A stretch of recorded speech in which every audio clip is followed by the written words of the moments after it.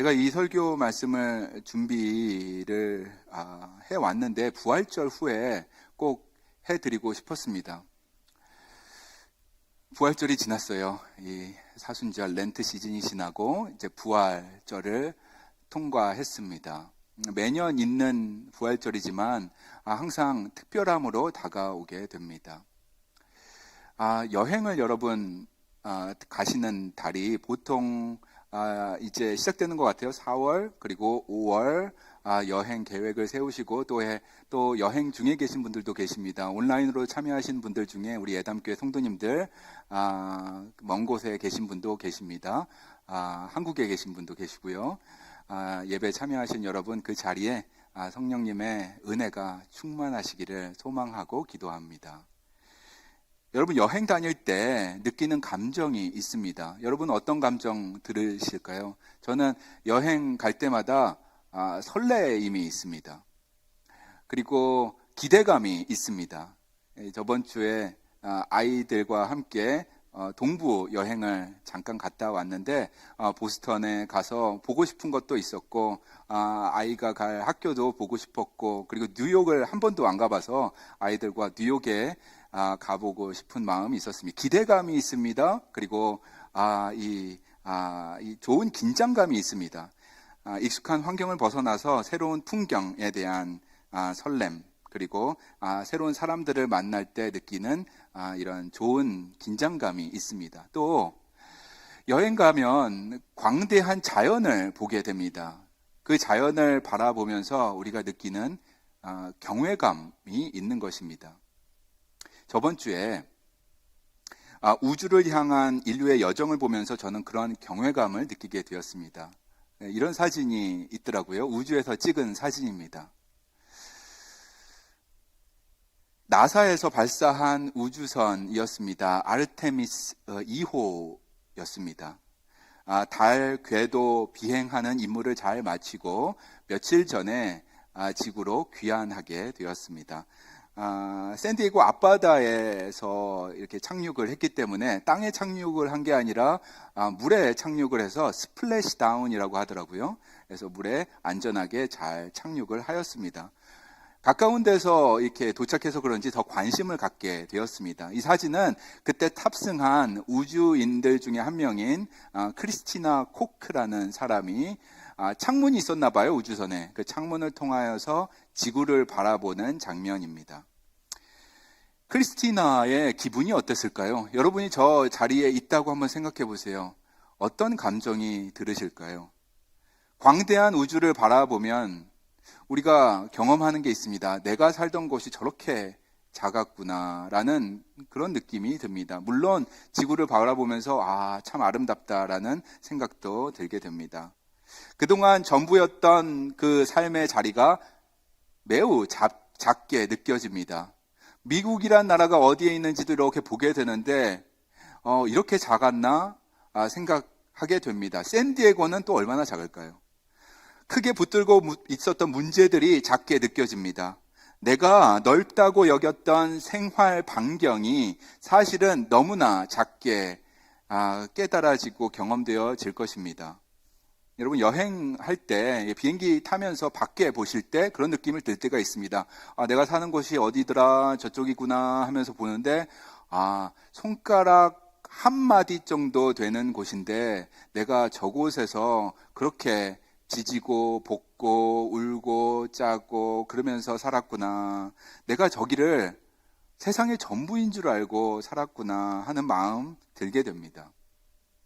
그런데 여러분 우리가 그렇게 작게 느껴지는 바로 그 순간 하나님께서는 말씀하십니다.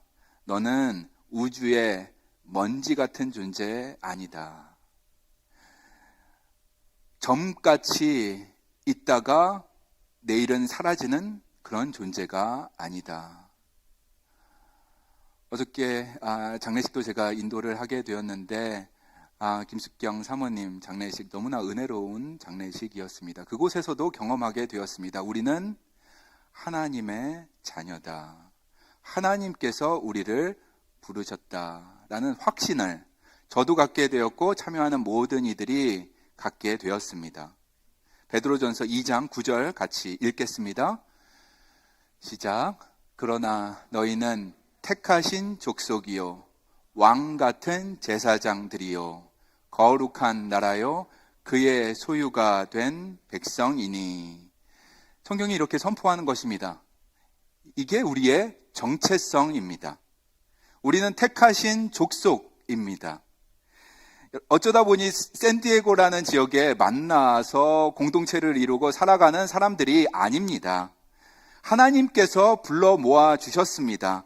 그래서 우리는 택하신 공동체입니다. 다음 주일에 48주년 창립기념일로 우리가 예배를 같이 드리게 되는데, 여러분, 우리는 하나님께 속해 있는 확장된 가족입니다. 주님께서 우리를 택하셨다. 그래서 우리가 지금 이 자리에 있는 것이다.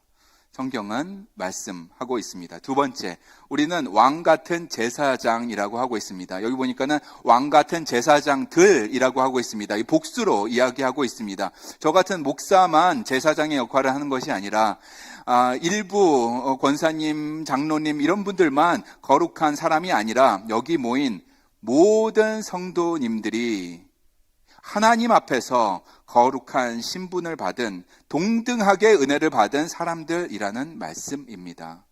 하나님께 각자가 나아갈 수 있는 특권이 생겼습니다. 왕 같은 제사장들이 되었습니다.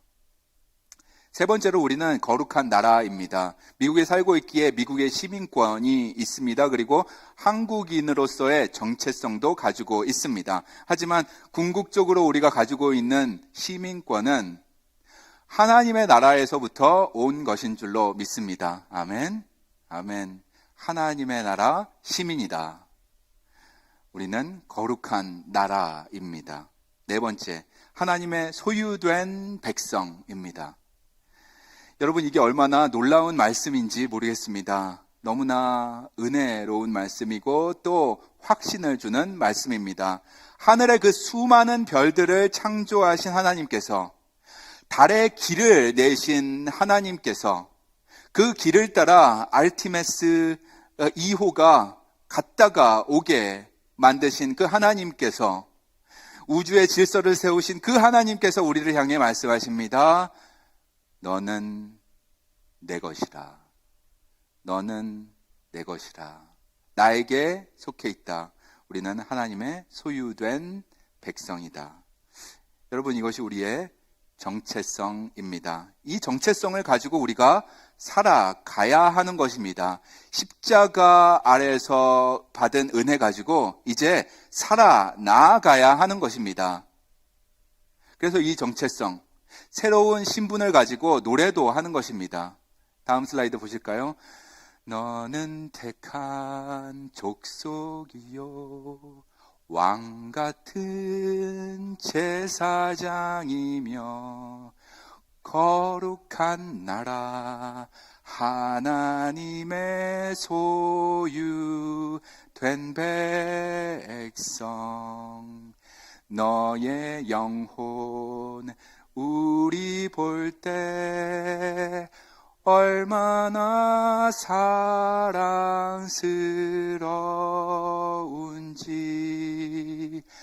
너의 영혼 통해 큰 영광 받으실 하나님을 찬양.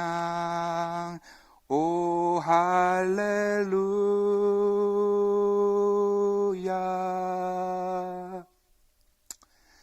우리의 정체성이 이런 것입니다. 여러분, 안데르센 동화에 보면은 미운 오리 새끼가 있습니다. 여러분 다 아시는 동화.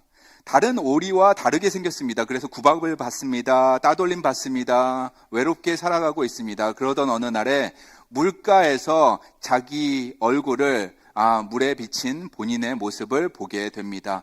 정체성을 모르고 살아왔던 그 오리 중에 하나였었던 그가 본인의 정체성을 보게 되는 것입니다. 사실은 오리가 아니었고 백조였다는 것입니다. 백조였다는 걸 알게 될 때에 그때부터 다른 문이 열리는 것입니다. 그 순간 삶이 달라지는 것입니다. 이 정체성이 중요합니다. 영화도 그렇고 또 이런 애니메이션이 있습니다. 라이언 킹이라는 애니메이션이 있는데, 그렇죠. 감사합니다. 주인공 심바가 자신의 정체성을 모르고 살아갈 때가 있었습니다. 하쿠나 마타타를 부르면서 띵가띵가 편하게만 살려고 했습니다. 모든 것이 즐겁습니다. 그렇게 살고 있다가 어느 날 하늘에서 아버지의 목소리가 들립니다. 그 아버지의 목소리는 Remember who you are 라는 것입니다. 내가 누구인지 기억하라. 그 이야기를 듣고 나서 정체성을 자각하게 되고 새로운 문이 열려집니다. 영화가 그 순간 다른 방향으로 펼쳐지는 것입니다. 여러분, 신앙생활은 이런 것입니다. 내가 누구인지 기억하는 것이 매우 중요하겠습니다. 여러분에게 질문을 하고 싶어요. 여러분 누구십니까? 여러분 누구세요? 우주에 있는 먼지 중에 하나일 뿐이다 라고 말씀하시겠습니까? 있다가 없어지는 점이라고 말씀하시겠습니까? 성경은 여러분에게 선포를 하고 있습니다. 너는 하나님의 자녀이다. 왕 같은 제사장이다. 거룩한 나라이다. 하나님의 소유된 백성이다 라고 선언하고 있습니다. 이게 참 우리에게 위로를 주는 말이 되어야 하는 것입니다, 여러분. 이 말씀을 꼭 드리고 싶었습니다. 그런데 참 이상하지요, 여러분? 우리는 우리 자신을 이 말씀을 듣고 알면서도 그럼에도 불구하고 너무 작게 판단합니다. 너무 낮게 스스로를 볼 때가 있습니다. 하나님 말씀 그대로 봐야 하는데 그렇게 보지 아니하고 주위에 있는 사람들의 눈을 의식합니다. 사람들의 평가를 더 귀를 쫑긋 세워서 듣게 됩니다. 나는 누구인가? 하나님의 평가를 듣기보다는 옆에 있는 분들의 이야기를 들으려고 하는 것입니다. 자신의 실패도 보게 됩니다. 자신의 과거의 상처 등으로 스스로 자신을 바라보고 자존감 낮은 상태로 살 때도 있는 것입니다. 그럴 때 우리의 삶은 움츠러드는 것입니다. 요즘에 심리학에서 말하는 것 가운데 하나가 임파스터 신드롬이라는 것이 있습니다.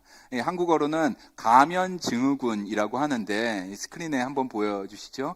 이러한 이미지가 있습니다. 임파스터 신드롬이라는 것인데 저는 이것이 어떤 것인지 잘 몰랐어요. 요즘에 심리학에 이런 것이 있는 줄 모르다가 제 둘째 딸, 10학년 딸이 리서치 페이퍼로 임파스터 신드롬을 쓰고 있는 것을 보고 배우게 되었습니다. 딸한테 배우게 되었습니다. 이 신드롬은 유명한 사람도 많이 겪은 그런 신드롬입니다. 오바마 대통령의 와이프였던 미셸 오바마도 겪었었고 영화 배우로 성공한 탐 행크스도 겪었던 것이 임파스터 신드롬입니다. 겉으로는 괜찮아 보여요.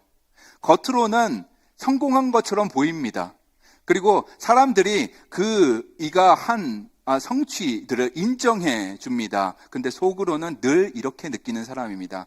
사실은 나는 자격이 없다. 사실은 나는 별것 아닌 사람이다. 사랑받을 만한 사람이 아니다. 이런 존중을 받을 사람도 나는 아니다. 실제로는 충분히 잘하고 있는데, 여러분 충분히 잘하고 계시는데도 불구하고 자꾸만 자기 존재를 축소하는 분들이 계십니다. 어쩌면 이 자리에도 이런 감정 가지고 있는 분들이 계실 수도 있겠습니다. 이 신드롬 때문에 고통 있는 분들도 있을 수 있습니다. 나는 부족하긴 한데 매우 부족해, 너무 부족해 라고 늘 생각하는 것입니다. 나는 남보다 못나긴 했는데 참 못났다. 비교를 해도 나는 참 못났다 라고 생각하는 사람입니다. 하나님께 쓰임받을 만한 사람이 나는 아닌 것 같다 라고 늘 생각하시는 분들이라면 임파스터 신드롬을 겪고 있는 분들입니다. 여러분 성경은 우리에게 그렇게 말씀하고 있지 않습니다. 베드로전서 2장 9절이 그렇게 말씀하고 있지 않습니다. 열심히 여러분이 어떤 사람인 것을 증명해 보이세요. 그래서 하나님의 백성이 되세요 라고 말씀하고 있지 않습니다. 성경은 선포를 합니다. 너희는 이미 하나님의 자녀이다. 아멘. 아멘. 하나님의 자녀이다. 다시 가서 보도록 하겠습니다. 시작. 그러나 너희는 택하신 족속이요 왕 같은 제사장들이요 거룩한 나라요 그의 소유가 된 백성이니 이는 너희를 어두운 데서 불러내어 그의 기이한 빛에 들어가게 하신 이의 아름다운 덕을 선포하게 하려 하심이라. 아멘. 아멘. 여러분, 사람들의 눈을 우리는 볼 수밖에 없습니다. 왜냐하면 우리는 이 공동체라는 데서 같이 살고 있기 때문입니다. 사람들의 말에 귀를 기울일 수밖에 없습니다. 평가도 듣고 그것이 우리에게 영향력을 주는 것입니다. 그러나 하나님의 이 선언과는 비교할 수가 없는 것입니다. 나의 연약함 여전히 있는 것이지만 그러나 하나님의 은혜가 더욱 큰 것입니다. 하나님의 판단이 더욱 큰 것입니다. 하나님의 선택이 더욱 확실한 것입니다. 그러므로 남과 비교하며 어떤 열등감을 가지고 살 필요가 없다라고 오늘 선포합니다. 여러분에게 말씀드리고 이 설교 말씀은 저에게도 하는 말입니다. 10절 가서 보도록 하겠습니다. 같이 읽을까요? 시작. 너희가 전에는 백성이 아니더니 이제는 하나님의 백성이요 전에는 긍휼을 얻지 못하였더니 이제는 긍휼을 얻은 자니라. 여기 보니까는 전과 후가 나오고 있습니다. before and after가 나오고 있는데 정체성이 이렇게 있다가 저렇게 바뀐 것을 알려주고 있습니다. 예수님 믿기 전에는 어땠습니까? 예수님 믿기 전에는 하나님의 백성이 아니었습니다. 여전히 그늘 가운데, 어두움 가운데 있었습니다. 긍휼을 얻지 못한 사람들이었습니다. 그런데 예수를 나의 구주로 영접하고 그 십자가의 은혜 앞으로 들어갔을 때 그때 달라지는 것이 있습니다. 주위에서는 달라진 것을 그렇게 노티스할 수가 없습니다. 왜냐하면 겉모습이 크게 달라지지 않았기 때문입니다. 외형적으로는 달라진 것이 거의 없기 때문입니다. 그러나 하나님 입장에서는 하나님의 눈으로는 엄청난 일이 생겼습니다. 완전히 바뀌어진 것입니다. 너희는 택하신 족속이요 왕 같은 제사장들이요 거룩한 나라 하나님의 소유된 백성이 되었다. 빛 가운데로 들어가게 되었습니다. 부활의 소망을 가진 사람들이 다 된 것입니다. 저는 이 말씀을 꼭 드리고 싶었습니다. 부활절을 지나서 우리가 빛 가운데 서게 되었다. 그 부활절은 매 주일이 부활절인 것입니다, 여러분. 우리가 예배를 드리는 것이 구약의 시대 때 안식일에 금요일이나 토요일에 드리지 아니하고 주일에 예배를 드리는 것은 매 주일이 부활절이기 때문입니다. 저는 이 말씀을 기록하는 성령님의 도우심을 받아 기록한 베드로의 마음도 헤아려 보았습니다. 베드로가 편지를 보내는데 갈라디아에 있는 성도들에게 편지를 보냅니다. 그리고 소아시아 지역에 사는 초대교회 성도들에게 편지를 보냅니다. 그들 가운데는 어려운 상황 속에서 그리스도인이 된 사람들이 있었습니다. 유대계 그리스도인들이 있었고 또 이방인 그리스도인들도 많이 있었습니다. 우리가 트리니티 성경 공부 요즘에 하고 있는데 그때 배우는 지역에 있는 사람들입니다. 그들은 이전의 방식으로 살지 않았습니다. 우상을 따르던 삶에서 벗어나서 예수님을 구주로 모시고 살고 있습니다. 세상의 가치관대로 사는 것을 버렸습니다. 그런 사람들이 살던 곳이 그곳이었습니다. 그래서 그런지 소아시아 그리고 갈라디아 그쪽 지역의 사람들은 이 그리스도인들을 보면 불편하게 여겼습니다. 낯설게 보았습니다. 오해하고 조롱하기까지 했습니다. 미워했습니다. 여러분 오늘날도 크게 다르지 않다고 저는 생각합니다. 기독교가 전처럼 그렇게 호의적이지는 않습니다. 예전에 기독교 하면 거룩함으로 존중받을 때가 있었습니다. 기독교인들이 하는 일들을 기억하고 감사해야 하는 사회 분위기가 있었습니다. 70년대, 80년대, 그리고 90년대. 기독교인이라는 이름만으로 이렇게 존중받던 시대는 이제 지나간 것 같습니다. 저는 이 부분이 참 아픈 부분이라고 생각합니다. 물론 이유는 여러 가지가 있겠습니다. 세상이 원래 복음을 불편해하는 것이 분명히 있습니다. 그러나 무엇보다도 교회가 교회답지 못한 부분 있지 않았나 생각해 봅니다. 자업자득이 있지 않나 생각해 봅니다. 크리스찬들이 크리스찬답게 살지 못한 그런 부분이 있지 않았나. 그래서 세상 사람들에게 실망을 준 부분이 분명히 있었다라고 생각됩니다. 제가 사랑하는 한 후배 이야기 전에 드렸는데 여전히 기도하고 있지만 여전히 교회에 나오지 않고 있습니다. 한때는 교회를 그렇게 좋아하고 나왔던 친구가 이제는 교회에 나오지 않고 있습니다. 저에게는 항상 그런 얘기를 합니다. 형 같은 그러한 그 믿음을 나도 갖고 싶어. 나는 믿음이 너무 없어. 교회 나가서 그 믿음을 좀 받고 싶은데 교회 나가도 내가 믿음이 생기지가 않아 하면서도 교회 나왔던 그런 친구가 있었습니다. 그런데 이제는 교회에 나오지 않고 있습니다. 교회 안에서 만난 어떤 분, 교회 안에서 본 어떤 분의 이중적인 모습을 보고 마음의 문이 닫혀 버렸습니다. 그 사람에 대한 마음이 당연히 닫혀 있을 뿐만 아니라 그 사람이 다니는 공동체의 마음이 닫혀 버리는 것입니다. 지금 그것을 생각하면 참 마음이 아픕니다. 여러분, 우리가 이것을 가볍게 들을 내용이 아니겠습니다. 여러분의 말과 여러분의 행동이 교회의 얼굴이 된다라는 말씀을 드립니다. 우리 예담교회의 얼굴이 되신다라는 말씀을 드립니다. 우리의 말 한마디, 우리의 태도 하나로 상대방의 마음을 활짝 열게도 할 수 있고 그리고 닫혀버리게도 할 수 있습니다. 완전히 걸어 잠그게도 할 수가 있는 것입니다. 그러므로 오늘도 이 질문을 스스로에게 해야 하겠습니다. 나는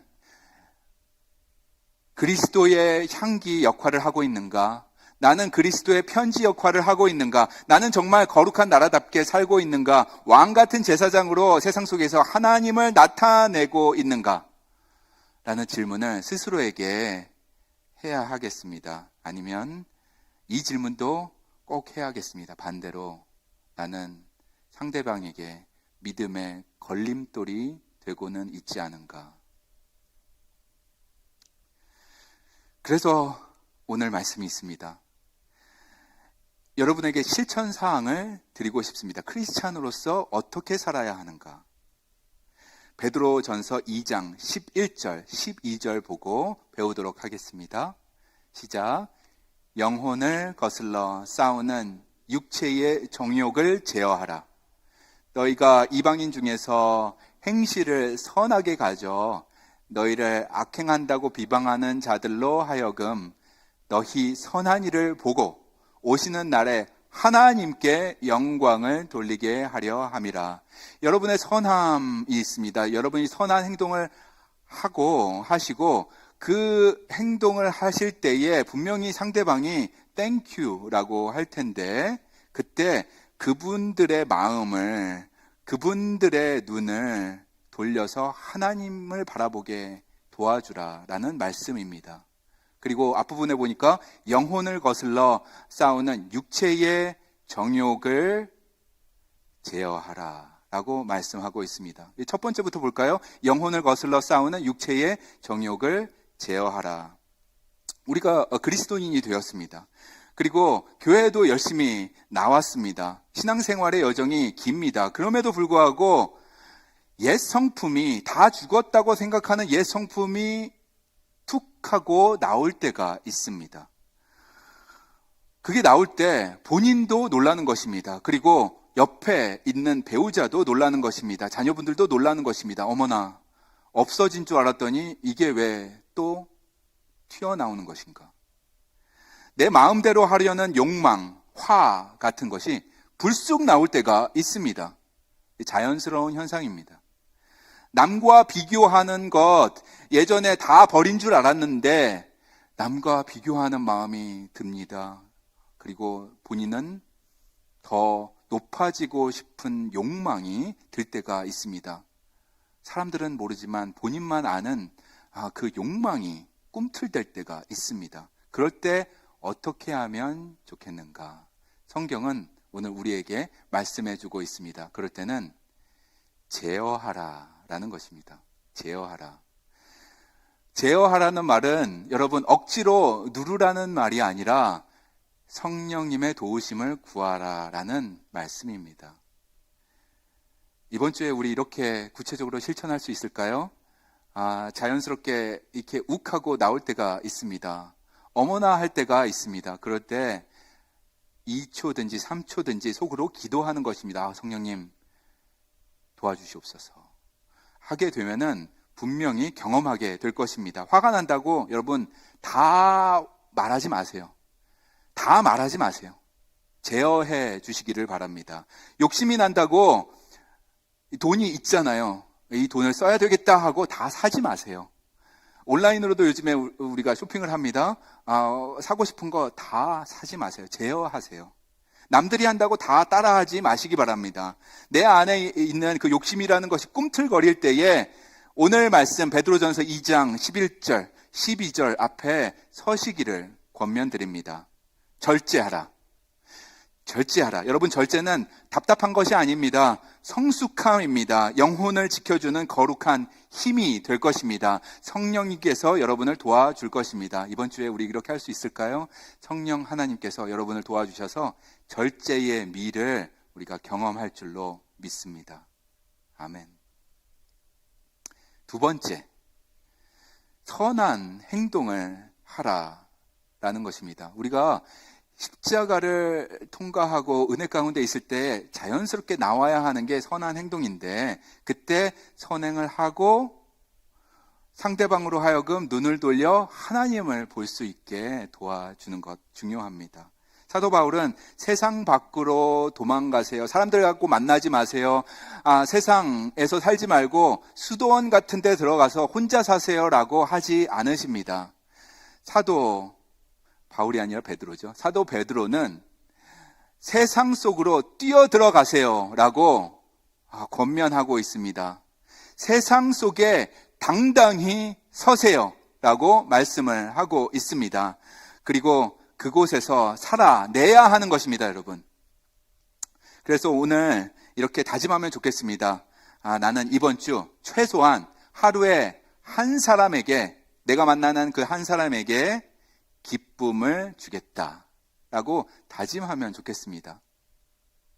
저와 함께 따라해 보시겠어요? 오늘 나는 최소한 한 사람에게 기쁨을 주겠다. 여러분, 거창한 기쁨을 이야기하는 것이 아닙니다. 한 사람 만나는 한 분에게 따뜻함을 전해주자는 것입니다. 그리스도의 향기를 전해주자는 것입니다. 위로를 주자는 것입니다. 저번 주에 지난 2주 전이죠. 보스턴에서 오는 비행기를 타면서 새삼 깨달은 것이 있습니다. 요즘에 비행기를 탈 때에 체크인 가방을 가지고 타는 사람들, 체크인 가방을 보내고 다 타는 사람들이 줄어들고 있습니다. 그래서 캐리언 가방을 들고 타는데 꼭 그런 분들이 있습니다. 이것을 들고 선반에 올리는 것을 힘들어하는 분들이 있습니다. 키가 작은 분들도 계시고 여성분들도 계시고 노약자들이 분명히 있습니다. 그럴 때 어떻게 하면 좋을까요? 그럴 때는 안전벨트 매라고 광고가 나왔어도 풀으시기 바랍니다. 풀고 잠깐 도와주세요. 그리고 나는 오늘도 한 사람에게 기쁨을 전해주겠다 하고 다짐한 것을 실천하시기 바랍니다. 마트에 가서 계산할 때에 양보할 수 있으면 양보해 주세요. 나는 오늘도 한 사람에게 기쁨을 전해주겠다. 서비스를 받는 자리에 있을 수가 있습니다. 예를 들어서 마트도 있고 식당도 있고 골프장에서도 서비스를 받는 자리에 있을 수 있습니다. 그럴 때 여러분 땡큐라고 잘 하시지만 이번 주에는 정말 마음을 담아 예수님의 그 긍휼한 눈 그리고 밝은 눈 그 눈을 가지고 땡큐 전해주세요. 나는 오늘도 한 사람에게 기쁨을 전해주겠다. 다짐하고 실천하는 것입니다. 직장에서 그동안은 불평이 많았습니다. 근데 이번 주에는 그 일터에서 불평은 하나는 줄이고 격려의 말은 하나 더 늘리는 것입니다. 우리 그렇게 살 수 있을까요? 월요일부터 그렇게 살 수 있을까요? 하루에 한 번씩 기쁨을 누군가에게 전해줄 수 있을까요? 대단한 일을 하자는 것이 아닙니다. 작은 친절, 작은 배려, 작은 격려가 상대방으로 하여금 눈을 들게 합니다. 그리고 여러분을 바라보게 하는 것이 아니라 하나님을 바라보게 합니다. 그렇게 돕는 역할을 해야 하는 것이 크리스찬들의 역할입니다. 그러면 닫혔던 문도 다시 조금씩 열리게 되는 것입니다. 그렇게 될 때에 교회가 덕을 받게 됩니다. 이 공동체가 덕을 받게 됩니다. 우리 교회가 부흥하게 되는 것입니다. 질적으로 양적으로 부흥하게 되는 것입니다. 저의 역할 제가 할게요. 저도 열심히 하겠습니다. 목사로서 역할을 하겠습니다. 여러분에게도 당부드립니다. 작은 격려, 작은 배려, 작은 섬김 여러분이 서 계신 곳에서 해 주시기를 바랍니다. 그럴 때에 저희 교회가 샌디에고 지역에서 소문난 교회가 되고 양적으로 그리고 질적으로 더 부흥하게 될 줄로 믿습니다. 사랑하는 성도님 여러분, 다시 우주선에 우리가 타서 그 바깥에 있는 아름다운 지구를 바라봤으면 합니다. 아르테미스 2호에 타서 지구를 바라볼 때 우리가 얼마나 작은 존재라는 것을 보게 됩니다. 그랜드 캐년 4시간, 5시간 가서 본 그 광대한 자연을 보면서도 내가 참으로 작은 존재인 것이로구나 알게 됩니다. 그러나 바로 그 순간 성경은 선포하십니다. 너는 한낱 먼지 같은 존재 아니다. 천지를 창조하신 하나님의 자녀이다. 크고 위대하신 하나님의 백성들이다. 그 하나님께서 오늘도 우리에게 말씀하십니다. 너는 내 것이라. 나는 너의 하나님이다. 아멘. 그러므로 기억합니다. 우리는 택하신 족속, 왕 같은 제사장들, 그리고 거룩한 나라, 하나님의 소유된 백성들입니다. 이 변화된 신분, 새로운 정체성을 가지고 어제보다 더 거룩하게, 어제보다 더 선행을 하면서 어제보다 더 담대하게 복음을 전하는 저와 여러분들 다 되시기를 예수 그리스도 이름으로 축원드립니다. 아멘. 기도하시겠습니다. 은혜와 사랑이 풍성하신 주님 감사합니다. 한 주간 동안 주님께서 돌보아 주셨습니다. 주님의 날개 아래 보호하여 주심 기억하고 감사를 드립니다. 저의 삶을 주님에게 맡깁니다. 성령님께서 세심하게 저의 삶의 길을 인도하여 주시옵소서. 그래서 우리의 눈과 손과 발과 표정을 통하여서 드러내는 하나님의 그 아름다움이 주님의 그 향기가 전달되게 하여 주셔서 우리를 넘어 광대하신 하나님을 바라보게 도와주는 샌디에고 예담교회 성도들 다 될 수 있도록 축복하시고 인도하여 주시옵소서. 감사드리며 예수 그리스도 이름으로 기도합니다. 아멘.